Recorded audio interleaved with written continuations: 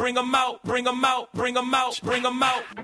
Ladies and gentlemen, get ready for Bring 'em Out with your hosts, Joel Richardson and Alan Hill.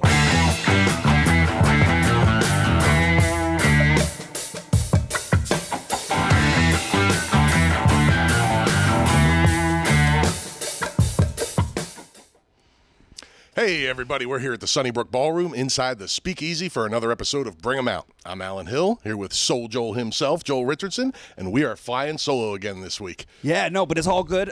We want to thank all of our fans that have been listening in. Follow us and download all the podcasts, subscribe, and also leave us a review. It helps. You have the link on our Instagram or Facebook at Soul Joel's.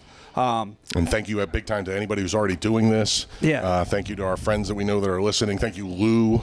Big shout out to Lou. I really appreciate your kind words. You. Boom. You know you got something. Yeah. And if you want us to answer any questions, you can email the show. It's info@sjpcomedy.com. So info@sjpcomedy.com. Because unknowingly, we didn't even promote this. But Sean Jacks, huge fan, huge friend. I've known him since the Royers 4 days, and he's been listening to the podcast. He's the one that said he talks to me the way you do, and you explained to me. Yeah, I remember that comment. That was great. Which, by the that way, was great. The next day after we talked about it, you did it at the show. Yeah, and I gave you bullet points. And you're like, I do it, but you told me, you're like, Joe, I do it all the time. You're just now realizing it. Yeah, he just went, Joel, podcast network? Literally 2 words, but it was 1,000. Right. It was like painting a picture. Totally. Yeah. Whole mosaic in 2 words. So Sean hit me up and said, I don't know if you've already talked about this, but what's the meaning behind the picture? Because it's the logo. He's like the Soul Joel lean. Ah, the lean, and yes. 3 fingers. So honestly, that's not something I do subconscious. Oh, I think I do it subconsciously. I don't do it on purpose. Yeah, you didn't shape it that way. I didn't shape it that way. I do a couple of jokes where I lean in, and I think that's where the photographer just always kind of well, the Soul takes the Joel picture. lean is famous, bro. Yeah. I mean, everybody that comes here regularly knows about the lean. Right. You know what I mean? Like I remember that first summer. Right. I was like, who am I? To a bunch of the hardcore guys. Yeah. You know, and I got 6 inches into the lean. They're like, oh, it's Joel. You know what I mean? Shout out to Chris Sharf and Rob. That's exactly who it was. I know. That's exactly who it was. Yeah. No, yeah. We and it wasn't in a mean way. no, They just, it's a great thing. Yeah. Like it's a signature of yours. You but know I what actually I mean? watch, like I say, I'm doing it now. Like I watch how other comics hold the mic, and it's just like something like this is the way I became comfortable and just start holding it. Do you remember who you saw doing the 3-finger maneuver? No. That's just me. Oh, like, I got you. I see what you're saying. I see what you're saying. I got you. When you have an audience of 1, and you lose them.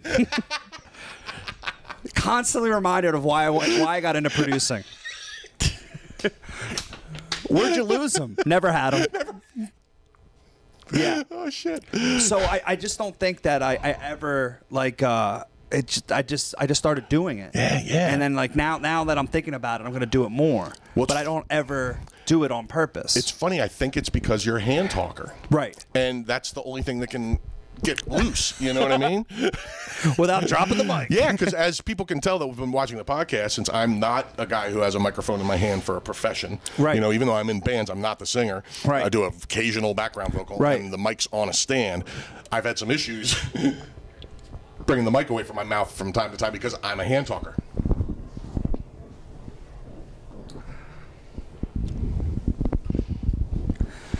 I still stink, Chris. Yeah. So anyway, that I think you're just flying off because it's what can get loose. Right. You know? Yeah, we do all the promos videos and stuff like that, and that's. I love those promo videos, man. But I'm constantly talking with my hands. Yeah. It's just how it is. Yeah. Yeah. Oh, I love it. So I'm gonna finish up the book. I want to write a book, and I had said how I made lemonade from COVID lemons. Oh, I love it. Yeah. Yeah, but you gave me another title, which is Lean In to Success. Yes. Yes. 'Cause I've done motivational speaking, and I had like an anti-bullying laughs for kids. That's awesome. So I used to go to like schools and stuff like that. That's really cool. And speak to people. So I mean, it would fit my brand, and I think I would do it. So I'm probably I think I'm gonna say it's lean into success. How I made lemonade from COVID lemons. That's perfect. Like a Yeah. tagline. No, that's perfect. Yeah. Yeah. And what comedian writing a book shouldn't have a tag? Yeah. Exactly. Yeah. Well, it wouldn't sell as a comedian, but as a sole proprietor. There you go. Sole proprietor. Nice. Perfect. Oh boy. Yeah. So actually, so recently we just had Sean Jack's wife, Meredith. Oh, cool. She always throws a fundraiser. She's done it like 2 or 3 times now for the Owen J. Roberts Education Foundation. It's her alma mater. great. And we have a fundraiser. She sold over 100 tickets. Wow, good for her. And That's she had wonderful. Jay Yoder hosted the show. Nice. We Because love not Jay. only is his alma mater, but he's a teacher there. Oh, no kidding. That's where Jay teaches. That's Okay. where he Right teaches. on. And she performed for the first time. Mm-hmm. She wanted to have some other teachers and stuff like that, but no one Like she never did a mic or anything? never did a mic or anything like Wow. that. But she's very outspoken, Good for her, man. charismatic. Good for her. That's, Yeah. that Well, takes and the nerve. I love it. superintendent afterwards, she's retired now, but Sue Lloyd, she said she wanted to have like a presentation and said every year she would come here and she would always win the crowd over, the teachers over, whoever it was. So she's had performing experience, but not comedy per se. Right. Right.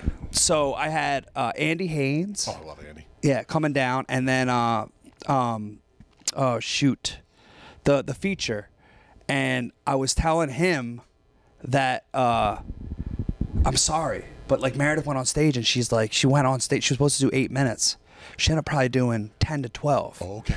And I go, I'm sorry. I go, but she brought over 100 people. She doesn't know what the light means, and she's just rolling. He goes, no, man. He goes, I'm sorry that the crowd's probably not going to like me as much as they like her, and she's crushing. Yeah, she was crushing. That's But then awesome. he went on stage, and I mean, he crushed too, and it was great. It ended up being a great show. That's so cool, man. Yeah. Good for her. Like, that's Yeah. incredible. Like, I think teachers have a big leg up in the sense because they are in front of people every day. Right. You know what I mean? That idea of just standing in front of people and talking is mortifying to a lot of people, but not Exactly. to a teacher. So that's pretty cool. I have man. to look it up because this is the shoot. I have to tell you the story that. So I told Andy that I had never met him, and then Julian McCullough, our first guest, introduced me to him, and then he introduced me to this feature that I can't remember the name of, and I'm just shooting myself. And he goes, but I did meet your sister, and I go, of course. This is unbelievable because Doug Key, who runs the Rogue Island Comedy Festival, and Deanna helped run it 3 times, Yep. 2 falls and a spring, or 2 springs and a fall. And I missed this guy from one night, and she rented a huge like Airbnb, wow. and ended up having like the comics and the staff over to like have an after party. But I missed them by Brendan, Buddy, Joey, and I all went. Joey St. John, my former general manager, we all went up there, but we had to come back because we had Dave Attell, and I'm like, I'm not missing that. No, we all have to be can't here. miss Attell. Yeah, Can't miss Attell. So we missed it by one night, and I told my sister, I go, here it is. I said, one of the comics here knows you and never met me. She goes, tell Wilfred I said hello. Wilfred Padua. No. And he crushed, and then Andy went and crushed. But that's great. I go, what am I doing in this comedy world where my sister is more well known than I am? Yeah, well, I can't keep an audience of one. And my family members are more well known than I they're am. more connected in the comedy world than you. Yeah. And we'll release the episodes at some point. But I mean, Carmen Lynch and Andrew Chavone didn't even know I performed. Yeah. Which is also why I got into producing. So funny. Well, people that know Deanna will understand. Deanna will make those connections. That, you know what I she's mean? all personality. Yeah, man. Yeah. Yeah. Deanna's awesome. So we got a couple of new segments. Oh, yeah. We're going to come back. All right, so we're back to Al's old merch. And I brought 2 things this week. One, And you're Al, by the way. I am Al, yes. Glad we got that cleared up. So the first thing, this is a bookmark, but there's a little story with it. I saw a show with JT Haberstadt. Sorry, JT, if I'm saying it wrong. I'm pretty sure it's Haberstadt. Who has been touring with Eddie Pepitone, who's one of my all-time favorites. Who I also saw at the Rogue Island Comedy Festival. Oh, you seen Eddie? I didn't know this. Okay. Yeah. I should have waited to tell the Rogue Island story after that, but that's awesome. Yeah, Eddie's great, right? Oh, great. I mean, he's a legend. Yeah. And JT, you would love JT because JT is a do-it-yourself guy. Yep. He promotes shows down in Houston. He is you in Houston, but still doing like hardcore comedy. You know what I mean? Right. And so I saw them at John and Peters in New Hope a couple years back, a year before COVID or so. And JT has a really great book, which I'm going to bring one of the weeks for an Owl's merch segment. But this week I brought The Greatest Bookmark Ever Made. I don't know if hopefully you can read that. If not, I'll read it for you. It says, "Fuck off, I'm reading." It's my favorite bookmark of all time, and it leaves no doubt as to whether you want to be disturbed or not when you're reading a book. And I've been doing so much radio and stuff like that with WEEU, and I was just on last week, that I read that and I go, "Fuck off, I'm reading." So funny, man. I got my MBA. You're looking at it like you're in a turf war with some other local area. Yeah. I'm good with numbers. Well, can you read? Because you just said red.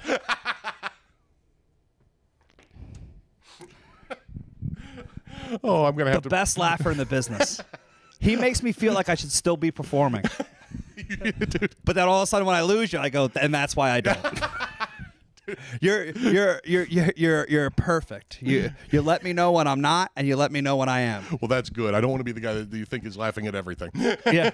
Well, I think I gotta sometimes give you more. Oh, I love that. That's so Yeah. awesome. That's so awesome.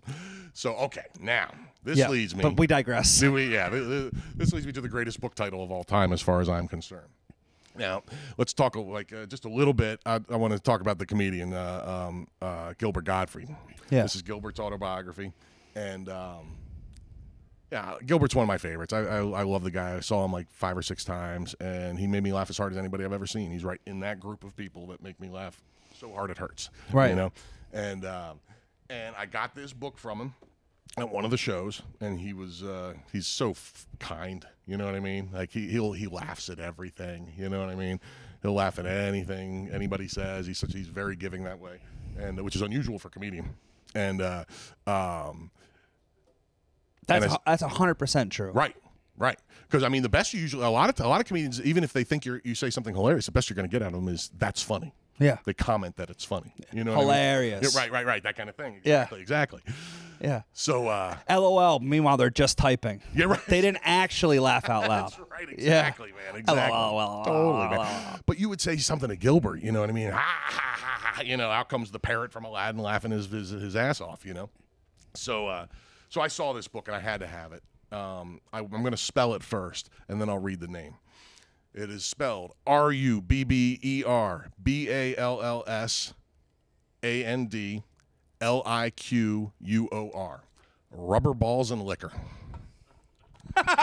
Greatest book title ever. And it's hilarious. You're not going to learn anything about Gilbert the person in here, but there's a joke every 3 lines the whole way through the book. So it's funny. It's punched up. Yeah. It's exactly what you expect from Gilbert Gottfried. It's funny the whole time. But isn't that funny?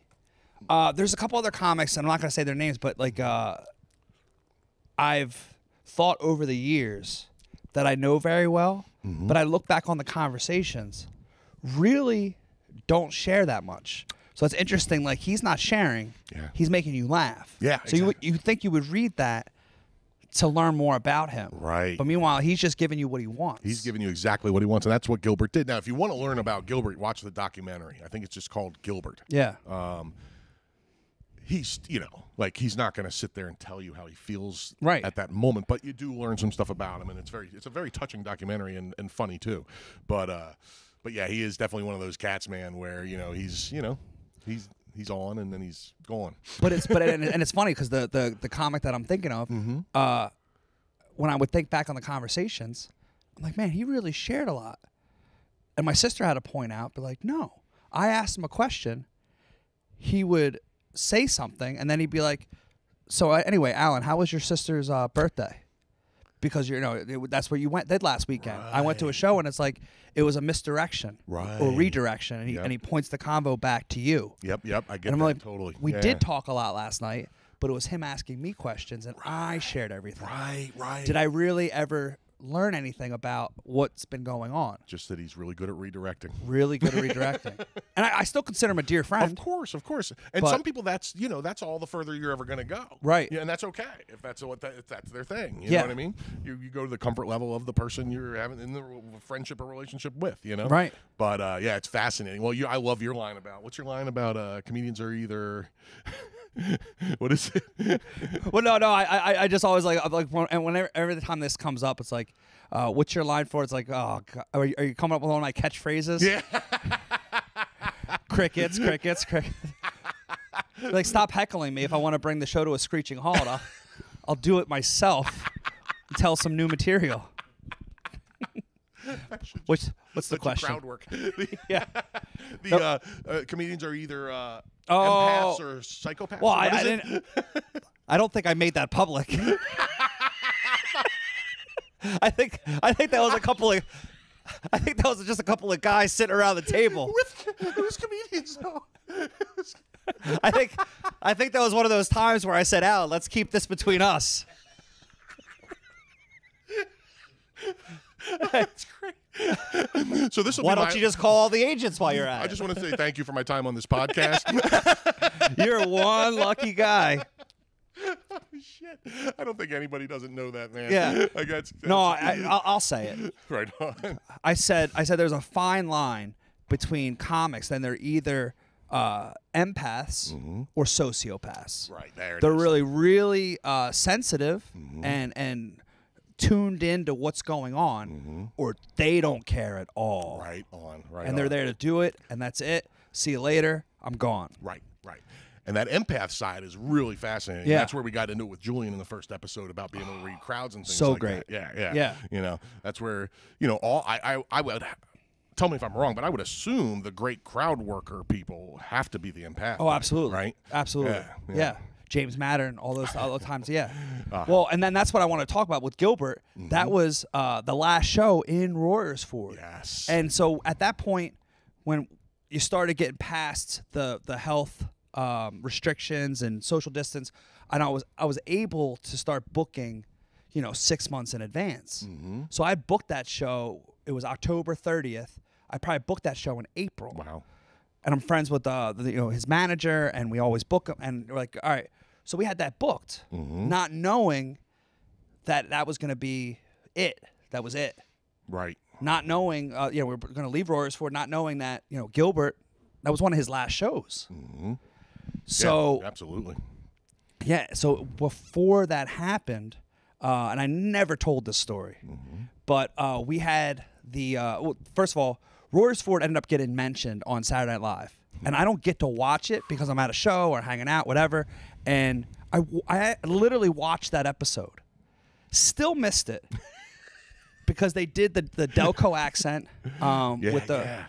I always forget what the sketch was called. Yeah, I've heard about this sketch but never seen it. Saturday Night Live, they always make topical references. Right.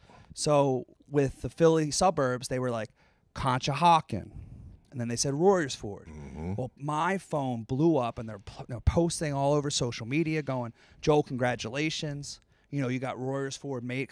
Tons of people that were on it or writers came to my spot. But it was also just the only place that kept comedy going during the pandemic, or one of them, Yeah. And No, that was huge. It was everybody talks about it. Huge. All the comedians talk well, about this it. guy who was one of the on the board for the Royersford Business Association comments publicly and goes, Royersford has long been a world famous town, and we had 3 movies filmed here.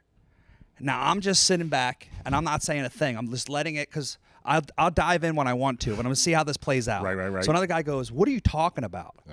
Besides The Blob, which was filmed in 1950, what other movie are you talking about?" And it was 2 other movies, and even The Blob was mostly filmed in Phoenixville. And there were there's just movies that like almost went straight to DVD or like, you know, not even like they were a blip on the radar, you know, not like films you're like Coming to America, or you know what I mean? Like it's this is, are you kidding that you don't know this film? And it's like blah, but talking about topical, like dude, 1950, Totally, man. 75 years ago, dude. Yeah. Give me a break. Still hanging on to that hard. Yeah. So I go to the meeting, and we ended up, you know, it was the Borough Hall meeting, and we fought as hard as we could, but we got our lease extended for 2 months, which allowed us to have Gilbert as our last show, and that was it. So we knew it was like we're gonna leave. That's the end. Yeah, end like game. sound the bugle. Yeah, right. Totally, which you literally did. Which we literally did. You can lead a horse to water, but you don't know if they're gonna drink it, and you did, my friend. Nice, man. Yeah, you finished the sentence and you drank. Thank goodness. Yes. So after you know we're about to leave, the same guy comes over to me and goes, "You should open up in Peanuts," which was the end bar in a strip mall, where there was like Ace Hardware, and it's you know not far from where we were in Royersford, but it's like a 1,500 square foot. Yeah, it's like you can't, and part of it's a bar and everything like that. And it's like, what are you talking about? Like I wouldn't have even done that before I went inside. Right. And it was a space that held 150, but it's like now I've outgrown that. Big time. This would be a huge step back. Huge step back. But people that aren't big thinkers don't understand that. Right. So I said, forget that. I'm not doing that. Bad idea. I can't even believe you're talking like it's no. It's a no. It's a hard pass. Screw your peanuts. But also, why are you going on social media and telling people that I didn't get? I go, I'm already leaving town. You can't let me have this. I go, people are defending. I'm the one that got mentioned, but Royersford on SNL with all the people that have got social media mentions, and you know Michael Rappaport is coming to town, Seriously. doing things and getting it on TV and radio, countless mentions, Yeah, man. all over the place. Yeah. Royersford. Dice wearing your shirt, Dice wearing walking the down the shirts, streets of New York City. all of that, right? Yeah. And he goes, "Oh, what? You don't defend your hometown?" I said, "Yeah, I do." I said, "But I'm also a reasonable man." Right. I said, "Just do me a favor." I said, "We're not friends." Because at that point, I'd already unfriended him on Facebook. Right. I had a free up some cap room. Nice. Yeah. Nice. Yeah. Well done. Yeah, well, you know, topical NFL draft. Totally, man. Yeah, yeah. I'm right in that mode. Yeah. I got to play to my audience who's wearing an Eagles jersey always. Always. Always. So I said, we're not friends. I said, you ever see me in the street, you look at me, you look the other way, and you walk away. Don't ever talk to me ever again after this point. Don't. That's awesome. 10 days later, I'm with my former general manager, Joey St. John, who we mentioned here. Dan Callahan was my comedian and social media specialist, marketing guy. We're in Wawa after the open mic. Standing there waiting for our sandwiches like anybody else would in Wawa. In this guy walks. Does exactly as I told him.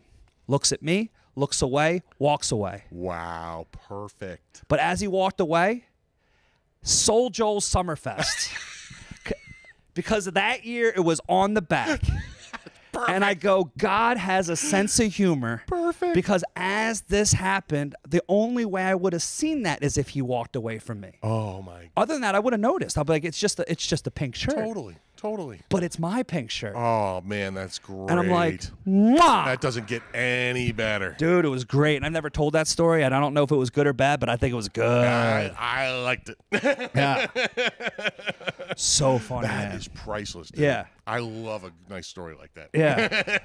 Nice little ending. Yeah, man. That's Yeah. beautiful. That's beautiful. Yeah. I love that. So when you play, do you have a lean? The Soul Joel lean? Oh, dude. So I have, there's a couple things over the years. My one guy, back when I was younger, before the hip replacement, Yeah. I used to, my friend used to call it the Frankenstein stomp. I used to kind of like if anybody ever, if there's any Neil Young fans, just picture Neil Young. Yeah. Especially when he played with Pearl Jam on whatever the hell that was in the early 90s on some MTV awards or whatever it was, Grammy, something like that. But I would like, as the more I got into my guitar solo, Yeah. I would start going like this. with that face. I don't know about the face. I think That was something you added later. I think I added the face right just then. Okay, just for effect. Because usually when the face is usually looking something between like I'm pondering deep philosophical thoughts, Right. and I'm close to coming. Okay. Okay. It's like Yeah. it was pretty accurate.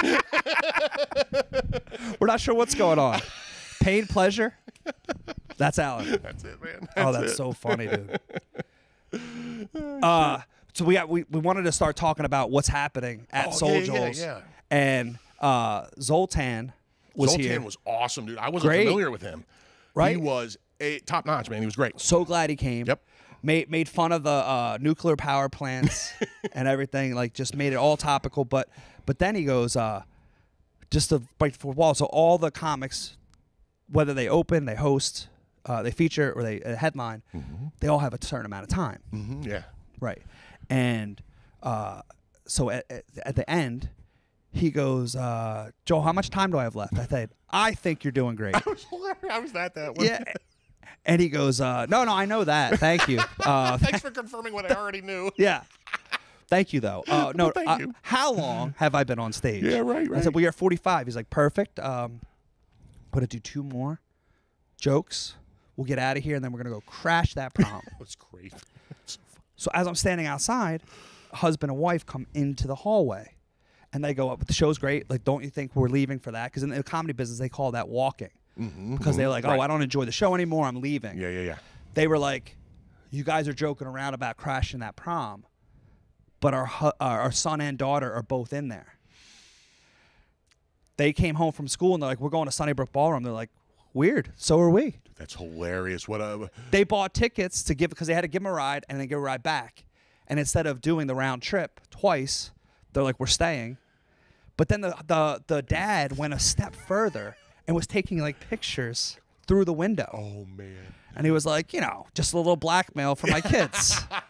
Looks like they're having fun. I'm like, dude, it's a little creepy. I mean, they're your kids, but come on. That is priceless, dude. Yeah. That is one of the more innovative maneuvers from a parent trying to keep tabs on their kid at prom I've Yeah. ever heard. So funny, man. I love it, man. Yeah. That was a really fun show, man. Like again, I wasn't familiar with Zoltan, and I started looking into him, and I was like, oh, this guy's funny, and let's go see him live, and Right. boom. And like I've always said, I know anyway that if you book somebody, they're going to be good. Yeah. You know what I mean? Without fail. So That's what we're always hoping, man. Yeah. And bunch of the comics have followings, obviously, or podcasts, but we want you to know that you come to see a Soul Joel show. It's a good show. yeah, always. Yeah. Always. I've never seen a bad show at any Soul Joel venue, and I've been to several of them. Yeah. Absolutely, man. It's always good. Yeah, man. Yeah. Yeah, without fail. That's why that's why I'm sitting here now. You know what I mean? Because I just refuse to leave. People said that to me about college.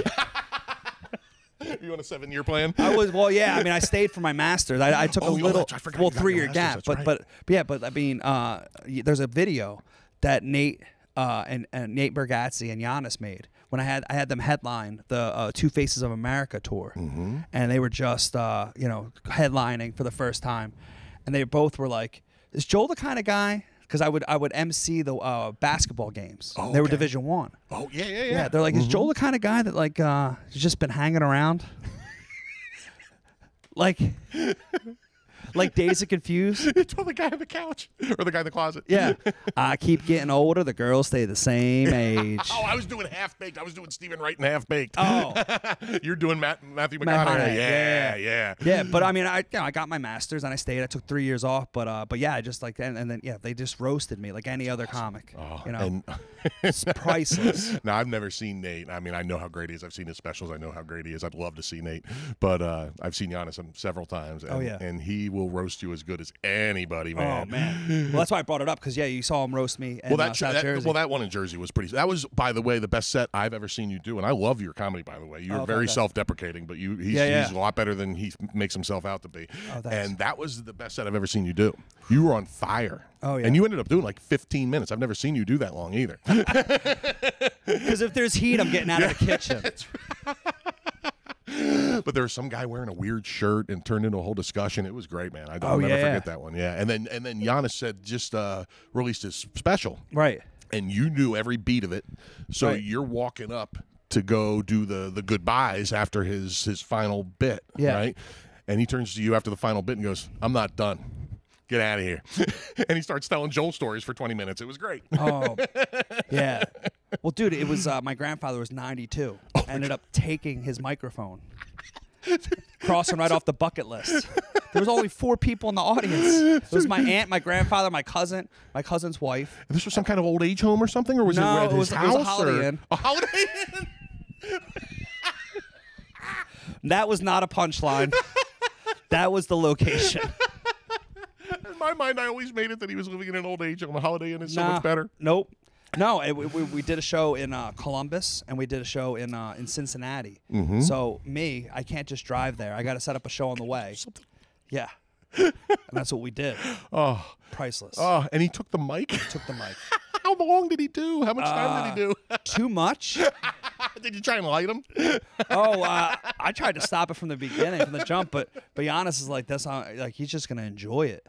Yeah. Oh, it was perfect. So awesome, dude. Yeah, That and is he's so wearing awesome. world's #1 grandfather too. Makes it even better. Priceless. Yeah. Oh, There- it's and so then- cool. I'm joking around, but there was probably 15 people in the audience. Mm-hmm. You know, Yeah. half of them my relatives. That's what Giannis said. It was like the Soul Joel family tour. Yeah. Oh, it's so good, man. Oh, The I saw. best. Did I see you? You just booked Giannis again, right? Yeah. So Giannis is coming up. And that's far ahead enough that we can talk about Oh, it. yeah, right? yeah. June 24th. Coming Okay, back to the great, great. Dome. Yeah, if you don't know Giannis, I'm Yep. sure most of the people watching this probably do, but if you don't, come check him out. He's one of the best. Yeah. And then Donnell Rawlings. Oh, I saw that too. That's Donnell. exciting. September sometime, Yeah, right? yeah, yeah. Yep. I missed the first 8th and one 9th. back in Rofo. Yeah. And so I'm so excited you got him back. Well, so that's another story. So we used to get, because we were outside venue, we used to get noise complaints. Mm-hmm. But Well, we told the story about the guy on the Harley. well, the Harley, but also we never went outside the noise ordinance. Mm-hmm. So we were always fine. Well, one time we went outside and was when we had Dice for the second show, Mm-hmm. and literally as people were leaving, I just left the music on. And that was got me. Yep. But other than that, 16 months outside, never once had zero noise ordinances, right? Beautiful. But always got complaints, emails, Google profile messages, Facebook messages. Donnell goes up, and he had literally drove from Chappelle's place in Ohio. Oh, when he was doing that Chappelle and I- compound of comedy Yep. thing? Yeah, so we were yeah, doing yeah. the same thing, Chappelle and us at the same time. He was Yellow Springs, Ohio, in a cornfield. We were Fake Beach and Warriors for. Wow. And so Donnell was like, "I'm a river ninja now. From the hood to the woods, from the streets to the creek." Love it. And had all these things. But then in an hour set, he probably drops the N-bomb. 7,000 times? I was going to say 100, at least 100 in an hour, 60 Wow. minutes. Wow. More than One a minute. Right. That night we had this many noise complaints. 0. Yeah, no one said anything. Be like, "Oh, I guess Soul Joel and the boys are having fun over there tonight." No one said boo. Isn't that interesting? Interesting. Isn't that? Yeah. Wow. So funny. Dude. But we're looking forward to having him back. It's so awesome, man. Yeah. Donnell, yeah, he's a gem, man. He's so funny. Dude, so funny. He just can't not be funny. Like, he just... It was there's a few shows that I haven't been able to get to. You know, most people know I'm here a lot. Yeah. But that's one of the ones that still bugs me that I miss. So I'm so excited you got him back. Oh, so great, man. And we also booked Bill Haley Jr. in the comics. Oh, that's awesome. Yeah. Rock Around the Rock Clock. around the clock, baby. Yeah. So his dad, Bill Haley Sr., Mm-hmm. was one of the guys in the swing band era, that rock and roll era. Dude, he was one of Performed the here. he was one of the innovators of rock and roll. Like he was one of the reasons rock and roll exists. Really? Yeah. I And he's I like didn't realize he's from Chester. Like, he's from Pennsylvania. I see that makes sense because there's a dude in Lancaster in Lidditz, which is right next to Lancaster, yeah. that was their keyboard player for years, Joey Okay. Wells. Yeah. I don't think he is anymore because he's really old, but he played with them through the 70s and 80s, I think it was. Okay. Yeah. So that finally makes sense how that happened. Yeah. You know. So it was the drummer from another band that was here for the swing dancing is now the drummer for him. Oh wow. Okay. And put him in touch with me, and it's great, man. As soon as we talked, threw a date out, and he's coming in May. That's so cool. Yeah, That is so cool, man. like, I'm really gonna looking forward to it. I'm gonna try and get to that one because that's a special little piece of rock and roll history right there. Yeah, I'm looking forward to it. Like, you can see the pictures. It's like they look like they're a barbershop quartet. Like 4 guys, his 4 band members standing around him. Mm-hmm. It's like really cool. That's great, man. That is so cool. Yeah, that was the theme song for the Happy Days. Yeah. For the first season or 2 before Okay. they made their own song. Yeah. But that's why a lot of people my age know that song so well. Other than that's just an iconic rock and roll song. And I have to tell you too, we had Glenn Miller Orchestra. 639 people was the total. Oh, dude, that's so. But That's when you that's watch awesome, them on wow. stage, and Owen J. Roberts Jazz Ensemble opened up, and they sounded like a professional orchestra as well. They were really great. That's really cool. But then when I went on stage, I got to watch them. Like, they are doing more than just playing. Like, they're standing up and they're tipping their hats. Yes, they have little moves. They have little moves, Daddy. Yeah, man. And those big band things have little Yeah. funny and fascinatingly cool Yeah. old schooly sort of moves, man. It's really neat. Like nobody's twerking at the Glenn Miller Orchestra, But it's a show. they You're got like, their moves. Why you are know? people just watching? You're like, oh, it's because it's a show. Exactly. It's a show. Exactly. This Yeah. is so funny because my mom hates when the classic rock when she says when the hippies came in. Yeah. You know? Right. That she hates music from that point forward for a long time because she's like, I saw the Temptations and they're out there doing their moves and wearing their suits, and then these guys just walk out on stage in jeans and t-shirts and just put their heads down and play. They don't even put on a show. Mail it in. Boom. Now that's pretty much exactly what I've always done.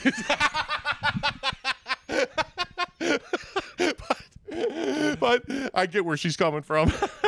For Alan Hill, this is Soul Joel, another episode of Bring 'em Out. There's no other way to handle it than to drop the mic like Alan just did.